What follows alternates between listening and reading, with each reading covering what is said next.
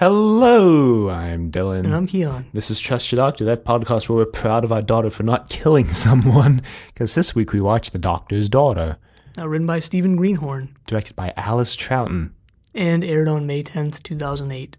Does Alice Troughton have any relation to the Patrick Troughton? Probably not. She is not related to the actor who played the second Doctor, Patrick Troughton, or his sons David and Michael. Alright, well that clears that up.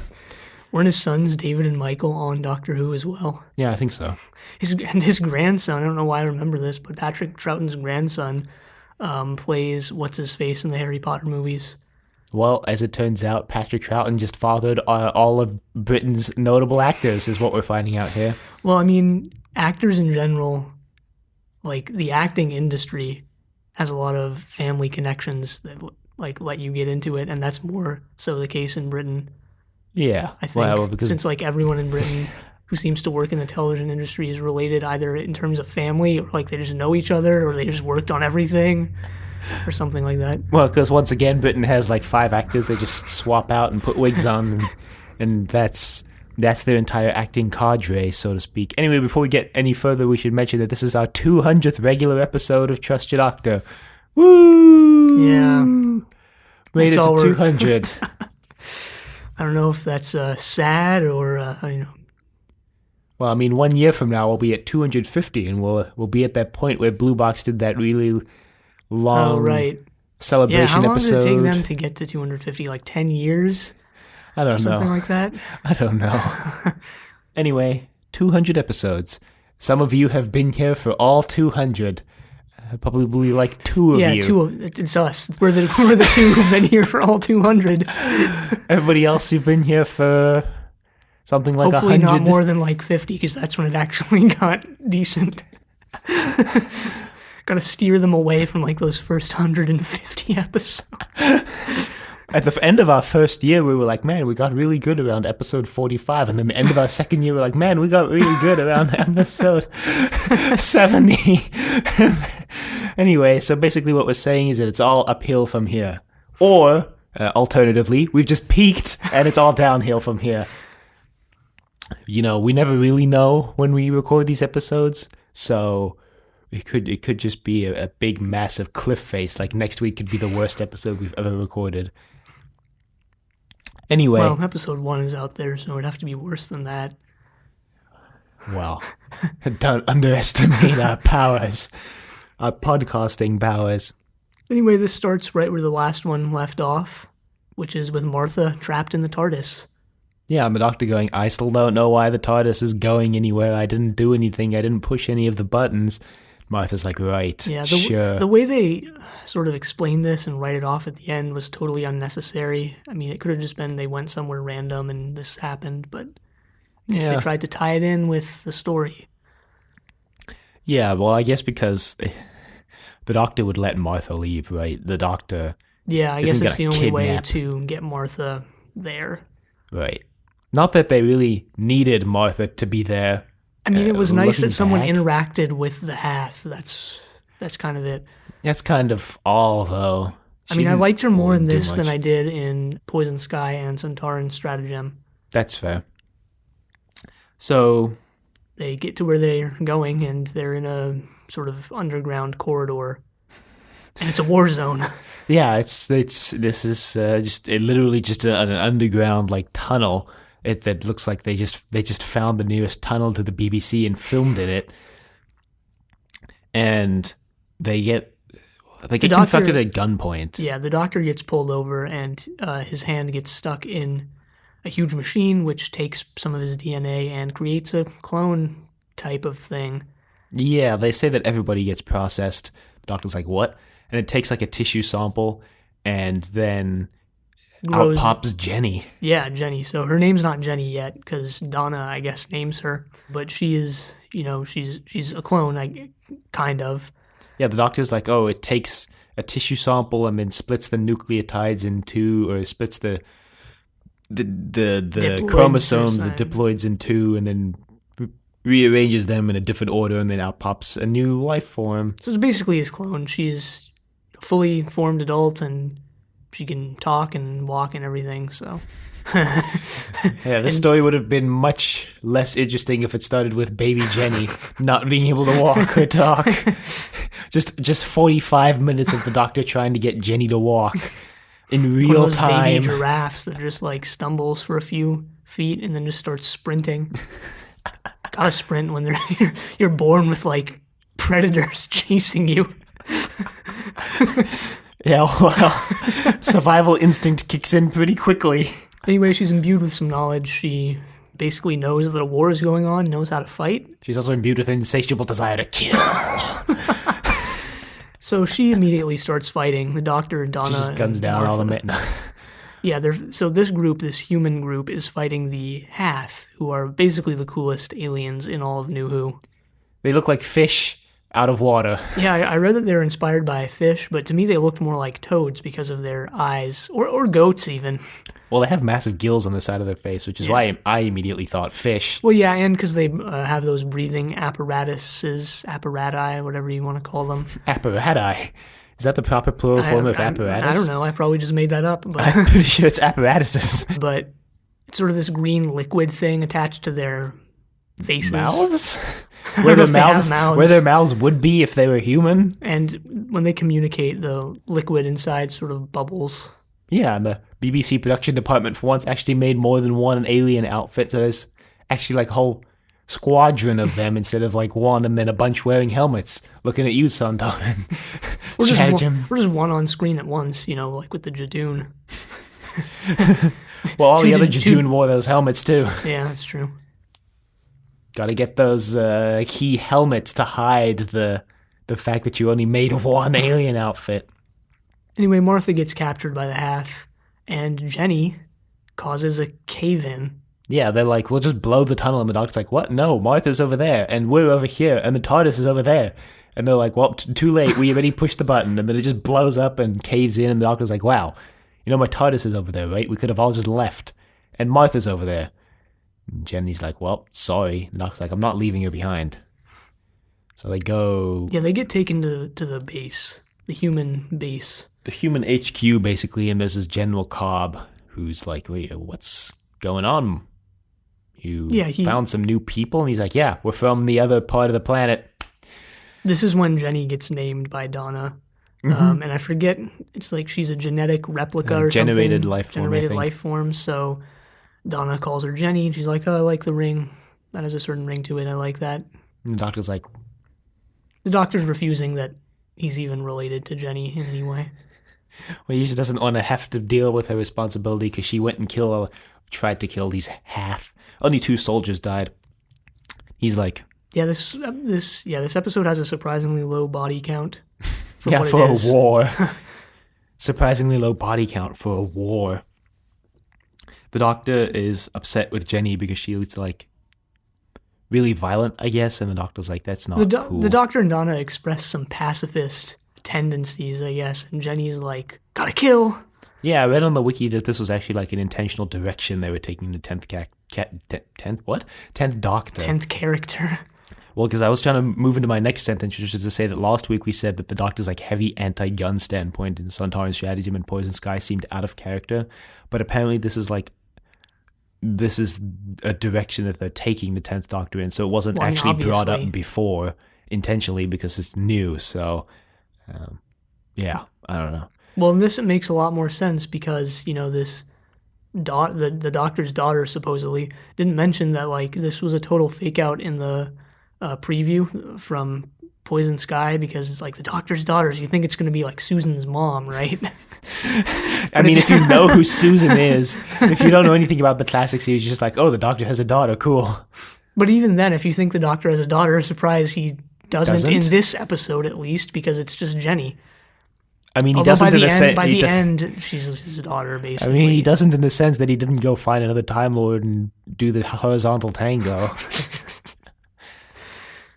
Anyway, it makes a lot more sense in terms of the Doctor's character in this one because it just makes, based on what they set up, starting with the 9th Doctor and into the 10th Doctor, it just makes sense that the Doctor wouldn't be okay with his daughter basically being all military-minded and wouldn't be okay with this war that's going to result in genocide if one side gets their way, when Yeah. he caused a genocide.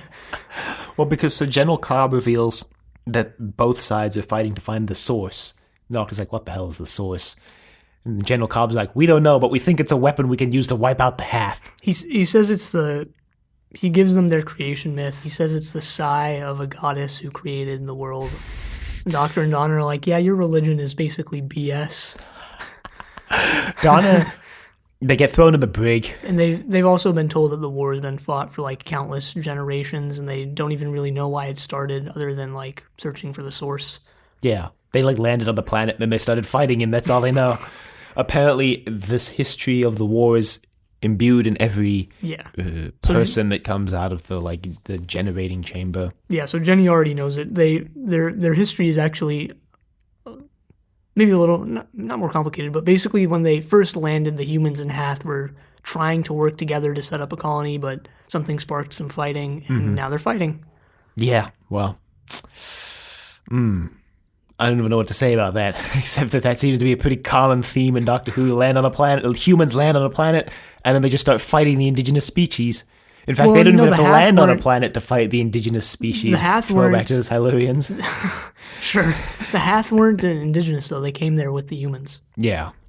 But, I mean, this is sort of a classic difference. show setup, right? The Doctor and companions come into a conflict that's already been going for however long, side with one of the sides, and it turns out that side isn't necessarily that great either, and they have to reconcile what's going on.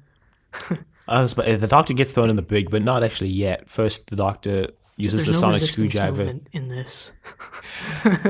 The Doctor uses the sonic screwdriver and unlocks a hidden layer of the map, because he sees that there's a hidden layer of this map they're looking at, and it unlocks these extra corridors on the map, and the same thing happens on the Hath map. Yeah, at it's the same connected time. to the Hath map, because at the same time Martha has been taken to the Hath camp, and which she fixes looks a lot one of the more Hath. shoddy than the human camp.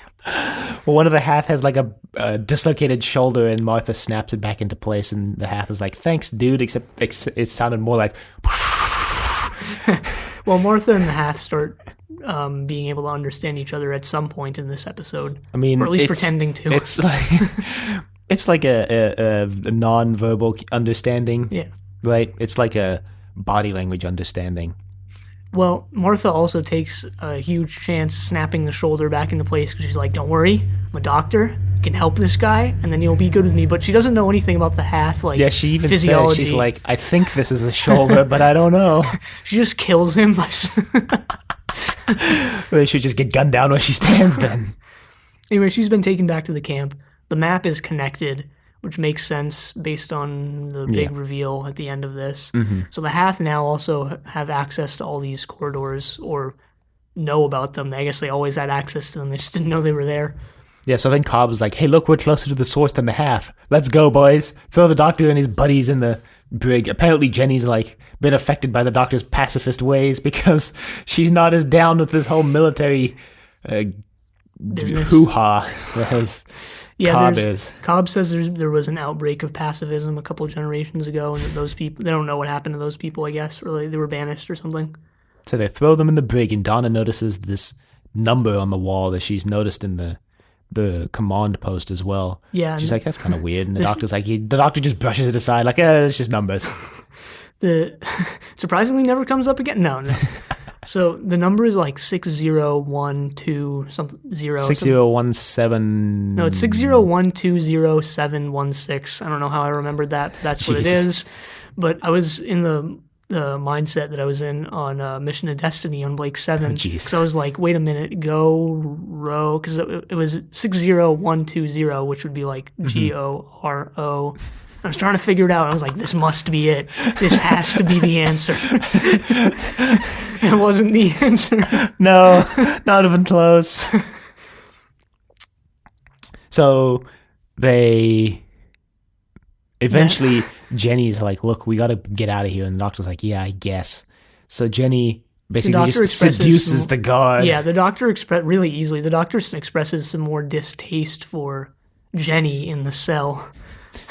Well, they have exactly what he says. this cutting dialogue where she's like, you're a soldier. And the doctor's like, no, I'm not. And she's like, you save people. And he's like, yeah. And she's like, you're using a weapon. And he's like, no. And she's like, I mean, you're using it to fight the enemy. How is that not a weapon? Because the doctor pulls out a sonic screwdriver and he's like, you got me there. Yeah. He's planning on like an escape, and he's planning his sort of battle plan, I guess. Yeah. So, yeah. She's like, you're coming up with a battle plan. And he's like, yeah. And she's like, how does that not make you a warrior? And he's like, because I'm trying to save these people. And they're like, he says, I'm trying to end the war. And she's like, isn't every soldier? Donna's really enjoying the doctor getting owned. The doctor's like, back me up on this, Donna. And she's like, wow, you're speechless. This is the first. Anyway, Jenny seduces the guard really easily, which I guess isn't that hard, because did we even see any other woman in that soldier encampment? Yeah, we did. A bunch of them. Wasn't paying much attention, if I'm going to be quite honest, at that point. Yeah, well, the extras didn't seem very into it. Yeah. There's a scene later.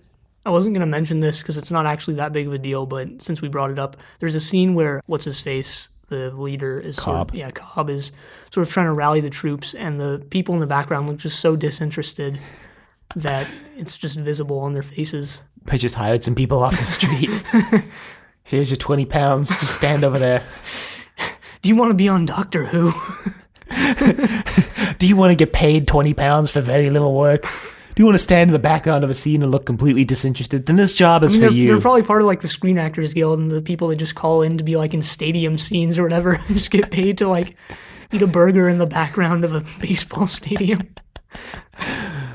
I was planning on joining that actually, because they just call you up and like pay you $300 whenever they call you in or something, and like just pay you to stand or sit in the background. But then I read that there was a subscription fee for it, so I was like, nah, not worth.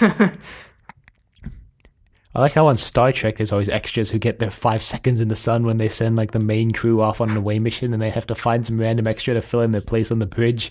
Then they're just in one shot on the bridge, and then they're done, and then they get never seen again. They're like, man, I wonder what happened to that one guy who like manned the comms console for like 10 minutes.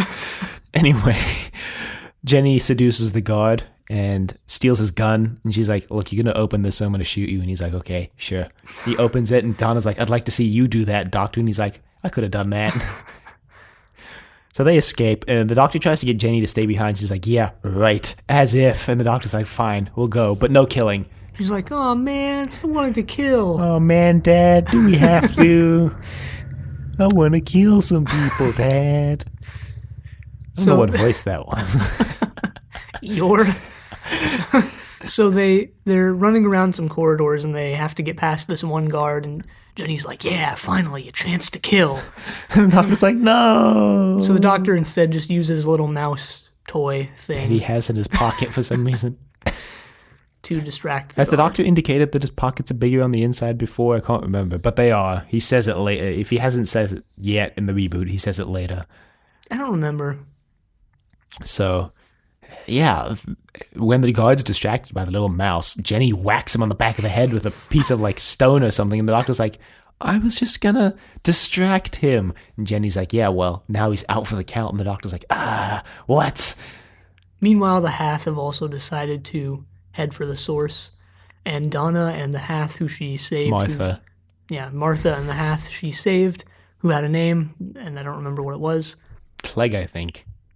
Peck or something like that? Peck? Oh, it might have been Peck. I think it was, I don't remember. I wrote it honestly. down, actually. Yeah, Peck. Yeah, so Martha and Hath Peck decide that they're going to go over the surface of the planet, because we didn't mention that all of this is taking place underground.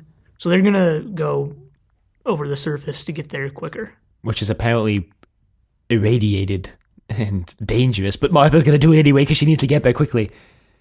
Yeah. Not that she actually gets there any quicker, she gets there at the exact same moment that everybody else does. Because she wastes a bunch of time mourning for Hath Peck, you know? Can't spend time on the we should just battlefield. explain what happens to Martha now, because we'll probably forget later, but basically, because not a lot actually happens to Martha until she meets back up with the doctor, but she this is goes all over spliced in, so it's just a few little scenes with Martha. And she just goes over the surface, and then she gets trapped in like a tar pit. She's like singing, she's like, it's the bog of eternal stench from Labyrinth. And I actually hate Labyrinth, so I've never watched it.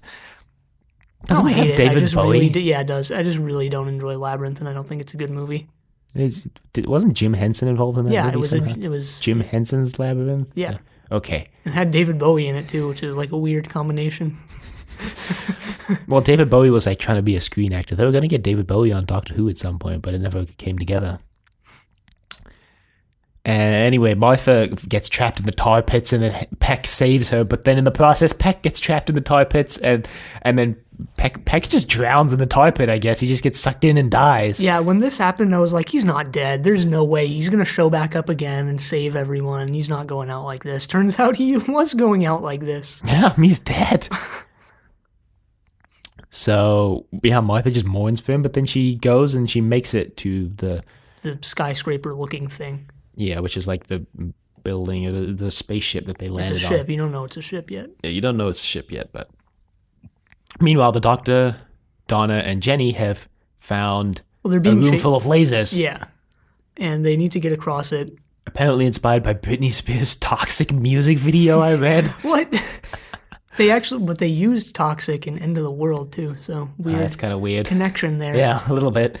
Maybe it's Russell T's favorite song. Oh, boy. Which, if that's the case, you gotta really question Russell T's taste in music. It's not a bad song. I don't know. I wouldn't call it good. I wouldn't even call it average. I'm gonna have to disagree with you there. It's like Britney Spears' best song, if we're gonna be honest. Like, that doesn't mean it's good. I mean, yeah, okay, sure, but... Anyway, at this point, Cobb and the rest of the people have realized that they've escaped, and I guess instead of going for the source, they've decided they need to stop the Doctor and Jenny. And well, I guess this is the quickest way to the source from the human encampment. Anyway, yeah, Jenny's like, oh boy, people to kill. The Doctor's like, no, we always have a choice, Jenny. And she's like, what? And he's like, you don't have to kill them. You have a choice. And she's like, okay. And she just runs off with a gun. Donna's like, oh God, she's going to kill them, isn't she? Donna's like, look, she's trying her best to save us, Doctor. And he's like, yeah, well, so am I. We need to get through this laser grid. And much like Britney Spears, her best just isn't good enough. Good enough for what? Good enough for what? To be considered good. What? We'll have to agree to disagree on Toxic. Jenny doesn't kill them, actually. She just shoots a part of the ceiling that causes a blockage that stops them for a while. Apparently Cobb just really doesn't want to go through this rupture. Yeah, Cobb like just walks out and is like, look, Jenny, you're part of us. We made you. Join us. And she just pulls a gun on him and he's like, oh shoot, I made a mistake. And then she just shoots the pipe. If she went back to Cobb, he'd probably just lock her up again. Yeah, but also Jenny's a changed woman now. I don't even know how old she's supposed to be in this. A couple hours. I mean, like, biologically. Yeah, like, is she like 20? Yeah, probably 18? As soon as you can fight, basically. So, I mean, I guess that differs depending on where and when you are. So the Doctor and Donna make it through the laser grid because the Doctor turns it off, and then it turns on right when Jenny gets back, and he's like, oh, darn. Jenny's like, don't worry, I got this. She just flips through all the lasers. Yeah, I think that's the part that's inspired by the Toxic music video. Oh. I've never even watched the Toxic music video, but maybe I'll go and watch it now. But I'm pretty sure this is a stunt actor. Yeah, I mean, it doesn't look like her in the sideways shots of her flipping through it. Sure, I mean, it's really fast and sort of motion blurry, so it's a good indication.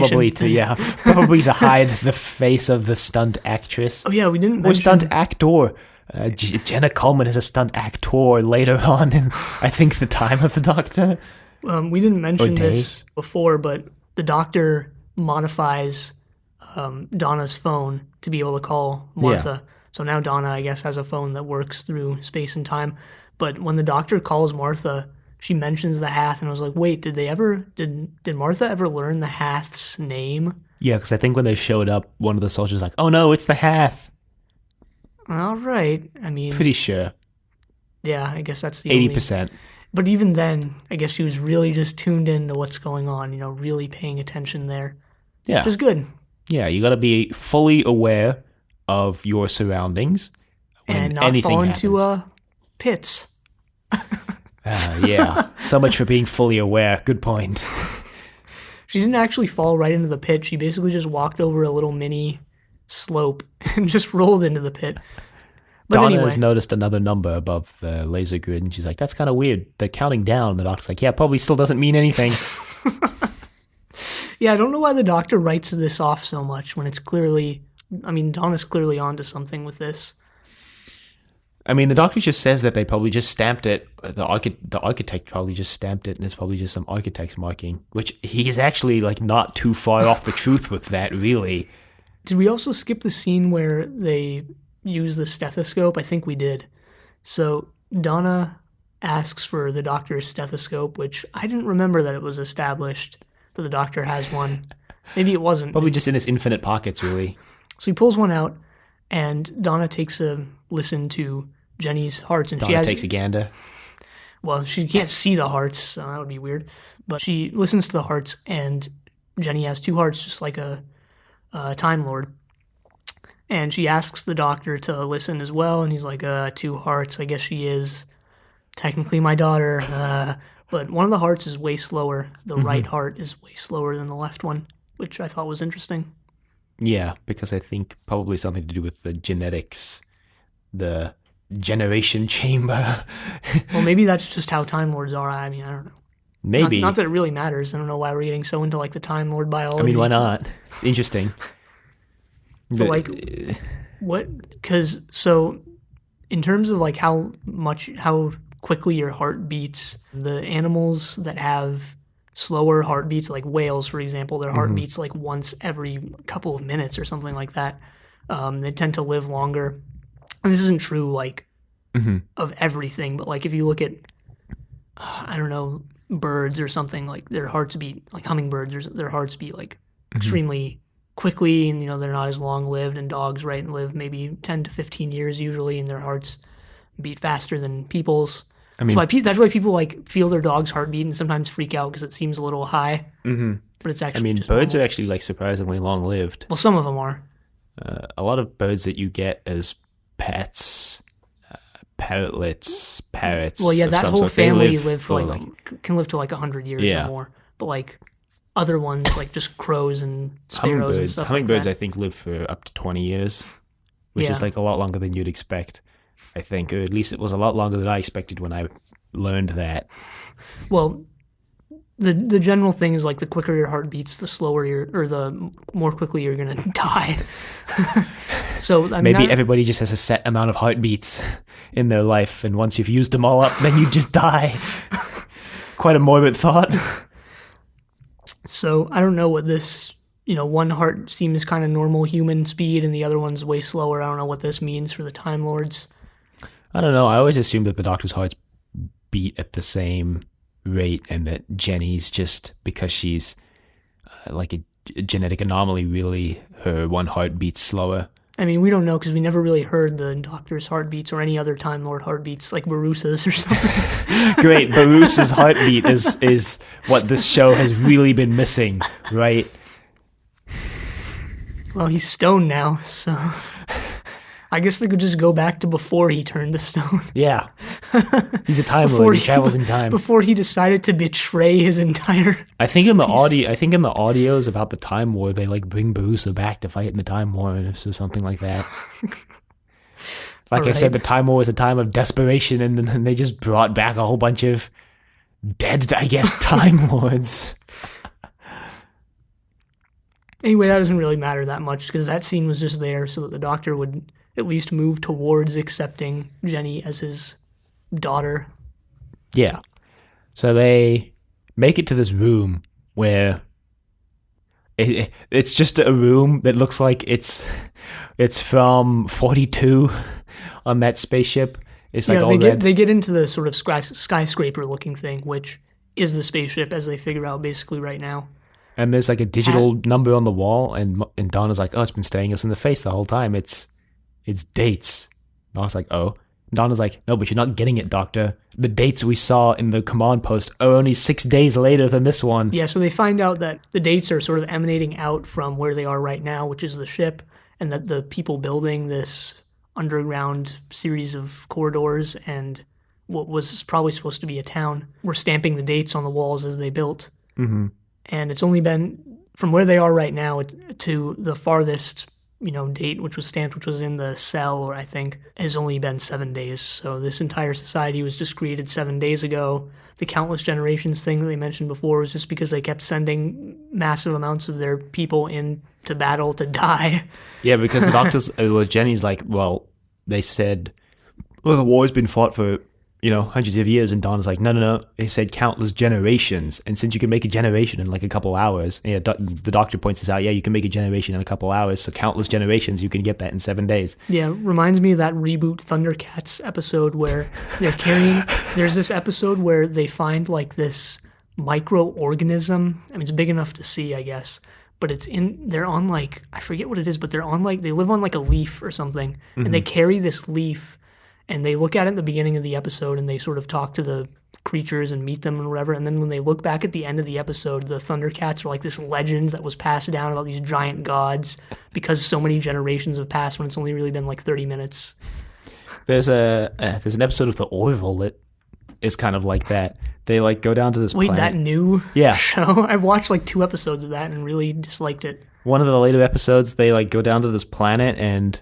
Then again, I've never watched Star Trek, so... The lady, like, accidentally, she heals someone, and then this planet, like, phases out of regular space and then comes back. It's, like, running through a time scale quicker than the crew of the Orville, so it comes back, and it's been, like, 200 years on the planet. They, like, worship her as a god now, and they're like, wait, this is really weird. They go down and try to change their mind, and then another, like, 200 years for the planet passes, and they come back, and then, like, they basically still... worship her as a god, and their entire society is like based on this alien who landed on their planet 400 years in the past. Well, all right. Wasn't that created by Seth MacFarlane? Yes. Yeah. Jesus. Yeah, it was. No wonder it's so unenjoyable. He plays the captain. Oh, God. Yeah, gotta insert yourself as the main character in like half the voices on all your shows. Definitely. I mean, why not if you have that kind of power? If only Family Guy was never renewed. Because it got canceled first, and they somehow brought it back. But if only. If only? Yeah. Did it get really bad after it got renewed? I mean, the first season was nothing to write home about, but it was much better than anything that came after it. Did they ever bring back... Okay, this is like a tangent, but I have to know. Did they ever bring back Brian after they killed him off? I've stopped following... Okay. I mean, I never actually followed Family Guy. I've just watched a bunch of it randomly. Anyway, back to Doctor Who. But it set this precedent for adult animation that I really don't like, so... Well, I feel like The Simpsons kind of did that, actually. Well, the massive popularity of Family Guy was a part of it, and the digressive nature of the show is a huge part of it, and the really not good animation of the show is a huge part of it, and The Simpsons at least has some semblance of effort in the animation. Does it, though? I feel like South Park contributed to this trend, too. Well, the early ones, I think South Park's a completely different story, but the early episodes of Simpsons were done by Klasky Supo, the studio that created Rugrats, Wild Thornberrys, Rocket Power, as much as I don't want to admit that. Because but yeah, Rugrats is great.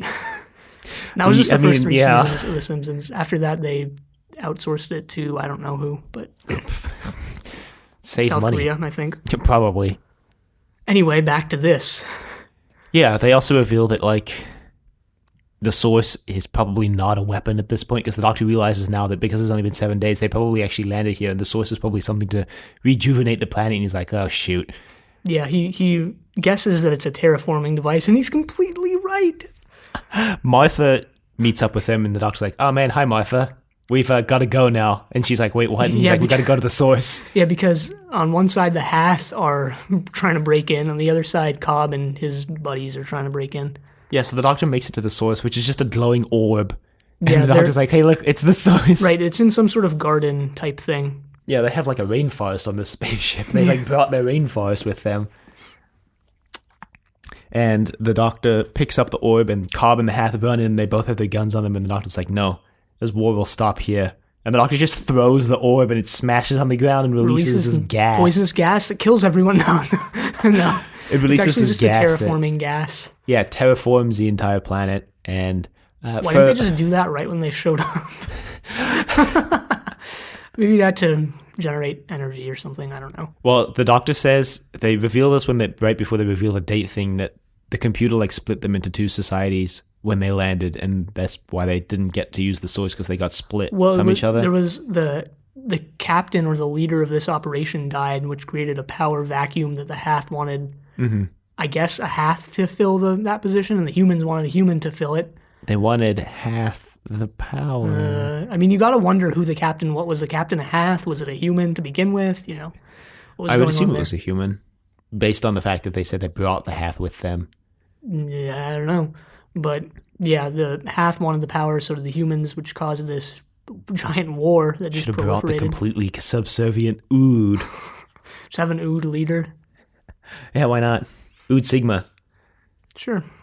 So then Cobb, for no readily apparent reason except that he's just really mad at the Doctor for ending this war, tries to shoot him. Well, because once the Doctor breaks the source, the Hath and the humans put down their guns. Yeah. And Cobb, I guess Cobb doesn't want to put down his gun. I guess Cobb sees this as an opportunity to take a free pot shot at someone. I think he just wants to reincite the war because his whole life has been dedicated to the war, so he doesn't want to just His see whole it end like 3-day this. life. Yeah, well, yeah. Anyway, Jenny jumps in front of the bullet, and the Doctor's like, no, Jenny. I guess that means that the people who come out of the machine either age really fast or Cobb was just created as an old man. Yeah. Yeah. So yeah, Jenny gets shot. And the Doctor then cradles her in his arms as she dies, much as the Master did like a month ago for us in Lost of the Time Lords. Jenny's like, I'm dying. The Doctor's like, no. She has some sort of speech thing here, but I don't even remember what she says. Because she wanted to see new worlds, and the Doctor's like, we were going to go see all these planets. No. That's not possible. He finally accepts her as his daughter because she's dead and he doesn't have to deal with her anymore. No. So because she's made a lot of character growth in the past 3 hours. So the Doctor then picks up Hath is restrained by, not the Hath, Cobb is restrained by his men. And the Doctor goes over and looks like he's about to shoot him execution style. But then he's like, nah, I wouldn't do that. Yeah, he's like, I never would. You know. He's like, make the basis of your new society a man who never would. And he just chucks the gun away. And he was hoping that Jenny was going to regenerate, but she said... Regenerate. Oh, jeez. Jenny has audios now, by the way. Big Finish picked up that plot thread that Russell T left dangling at the end of the story. All right. I mean, I'm which, okay spoilers, with that. never gets picked up in the show, so...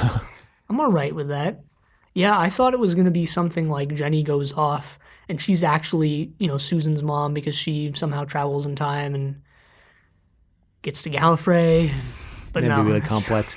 Stephen Moffat is the one who apparently asked Russell T to save Jenny. We should explain what happens. The Doctor thinks Jenny's going to regenerate, but she doesn't. And then after the Doctor leaves, she breathes again, and this green gold gas comes out. And Russell T's like, it's supposed to be the source reviving her, but Well, because when the Doctor breaks the source, that gas is what sort Yeah. of spreads throughout the air.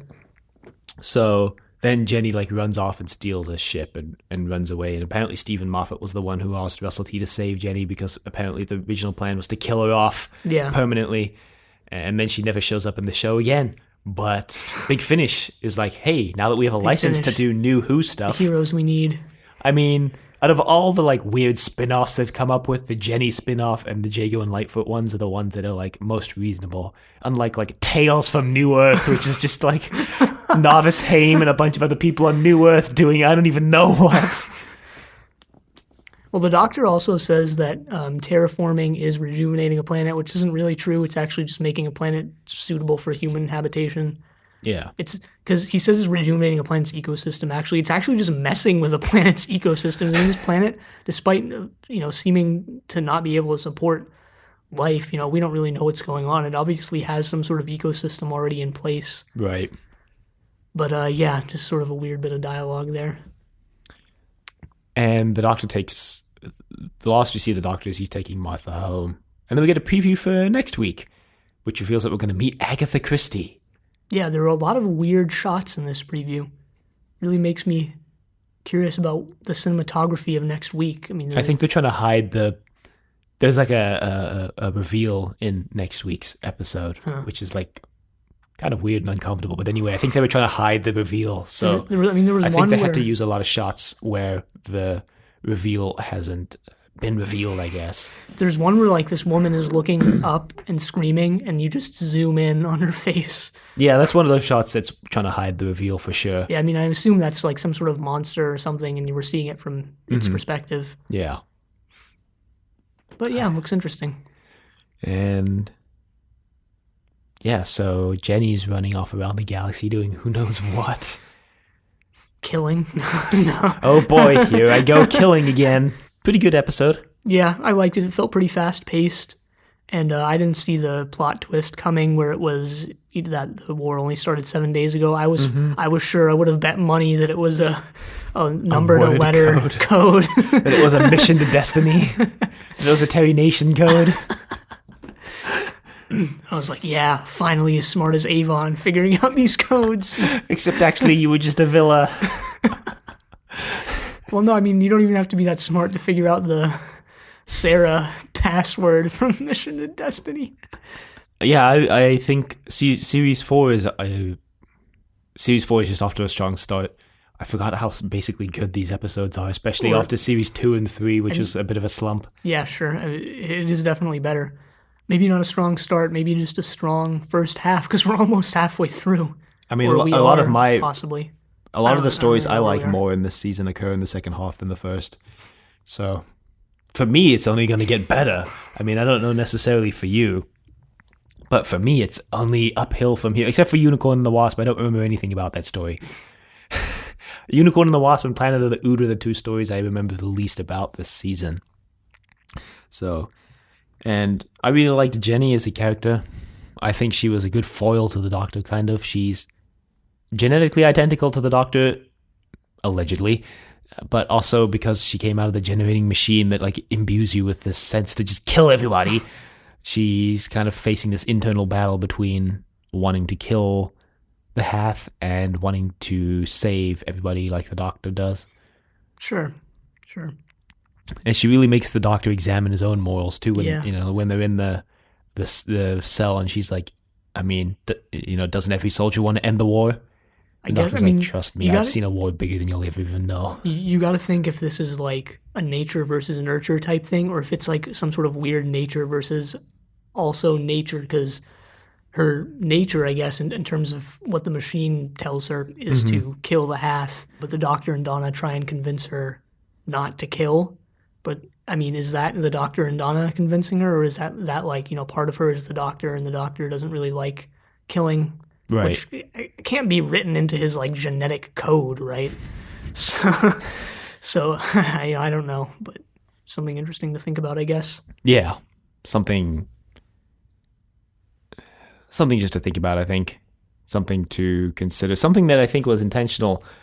Something you're supposed to think about is how the Doctor got to the point where he is now. Well, I mean, you know what I'm going to say to that, right? I don't agree with like using the word supposed or looking at intentionality. But we're not going to get into that rant. I mean, Stephen Greenhorn was like, I want to write a story where the Doctor changes, and he's changed after he comes out of it completely different, right? Okay, I mean, that's fine, but I agree with looking at what the story is actually doing rather than like what the intentions behind it were. Mm-hmm. And like I just mentioned, I have a huge rant about that, which I'm not going to go into now. Well, anyway, really good story. Solid series so far. Yeah, definitely. You can email us at thedoctor@decorativevegetable.com. Questions, comments, concerns, angry rants, love letters, your thoughts on Jenny, the Doctor's daughter. You can find us on YouTube at Decorative Vegetable. You can find us on Apple Podcasts and Google Play at Trust Your Doctor. Leave a rating if you like the show. Check us out on Facebook, Trust Your Doctor. Like us on Facebook. Also check us out on Twitter at TYD Podcast and follow us on Twitter. And next time we're watching The Unicorn and the Wasp. But until then, the end.